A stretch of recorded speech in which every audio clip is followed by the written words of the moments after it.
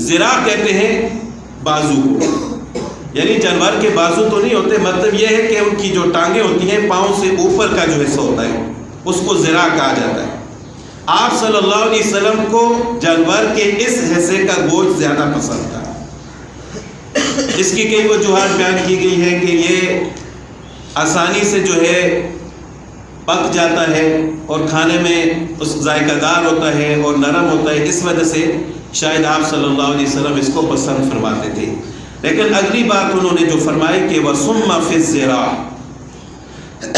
اسی بازو کے گوشت میں آپ علیہ الصلوۃ والسلام کو نعوذ باللہ زہر ڈال کر دیا گیا تھا۔ غزوہ خیبر کے موقع پر یہ واقعہ پیش آیا تھا۔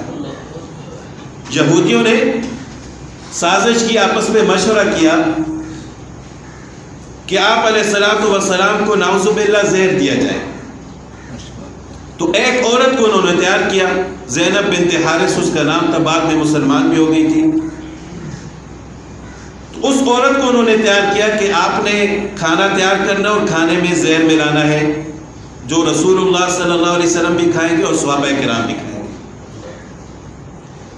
اور کہنے لگے کہ بعد میں کہنے لگے کہ ہم نے یہ کام اس وجہ سے کیا تھا کہ ہمیں معلوم ہو جائے کہ اگر آپ علیہ الصلوۃ والسلام واقعی اللہ کے سچے نبی ہیں تو یہ زہر ان پر اثر نہیں کرے گا، اور اگر اللہ کے سچے نبی نہ ہوئے تو اس زہر سے وہ اس دنیا سے چلے جائیں گے۔ تو بہرحال جب انہوں نے گوشت میں زہر ڈال کر دیا تو حضرت عبداللہ بن مسعود رضی اللہ تعالیٰ عنہ فرماتے ہیں کہ وہ بھی اسی بازو کا، یعنی جانور کے بازو کا گوشت ہے، ذراع، اس کے گوشت میں آپ صلی اللہ علیہ وسلم کو زہر ملا کر دیا گیا۔ تو سب سے پہلے اس زہر کی اطلاع کس نے دی تھی؟ اسی گوشت نے۔ یہ آپ علیہ الصلوۃ والسلام کا معجزہ ہے، خود اس گوشت نے آپ صلی اللہ علیہ وسلم کو اطلاع دی تھی۔ جب آپ صلی اللہ علیہ وسلم نے کھانا چھوڑ دیا تو جبرائیل علیہ السلام تشریف لائے کہ یہ گوشت نے جو آپ کو اطلاع دی ہے وہ سچ ہے۔ تو پھر بات بالکل سامنے آ گئی کہ ثابت ہو گیا کہ اس میں زہر ہے۔ اس سے پہلے ایک صحابی کھا چکے تھے جس کی وجہ سے وہ شہید بھی ہو گئے تھے۔ تو آپ صلی اللہ علیہ وسلم نے خود بھی کھانا چھوڑ دیا، صحابہ کرام کو بھی منع فرما دیا، لیکن ایک صحابی اسی زہر کے کھانے کی وجہ سے شہید ہو گئے تھے۔ تو بعد میں جب آپ علیہ الصلوۃ والسلام نے ان یہودیوں سے اور اس عورت سے پوچھا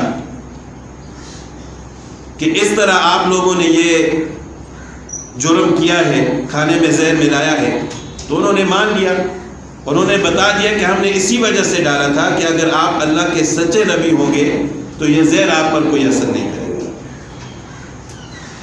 تو اسی واقعے کی وجہ سے وہ عورت اسلام لے آئی تھی جنہوں نے کھانے میں زہر ملایا تھا۔ تو یہ آپ علیہ الصلوۃ والسلام کا ایک بڑا معجزہ ہے۔